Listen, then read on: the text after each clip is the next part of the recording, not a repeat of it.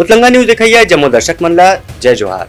सबले पहले आज के मुख्य समाचार। आज मयाली मां माटी के बने घर के उद्घाटन मुख्यमंत्री भूपेश बघेल हा करीन। ए बेरा मां मुख्यमंत्री हा कहीन कि राज्य सरकार हर वर्ग के विकास बर काम करत है। मुख्यमंत्री श्री भूपेश बघेल आज जशपुर जिला के कुनकुरी विकास खंड के मयाली गांव में मिट्टी के मड हाउस के शुभारंभ करीन।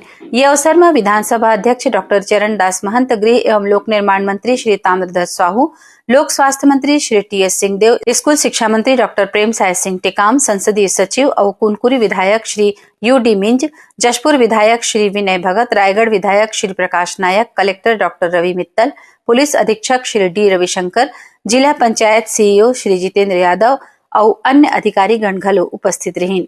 सोर संदेश दबस उतलंगा के खबर चारों मुड़ा है नजर। छत्तीसगढ़ी और अंग्रेजी भाषा में खबर पर रहो बेसबर।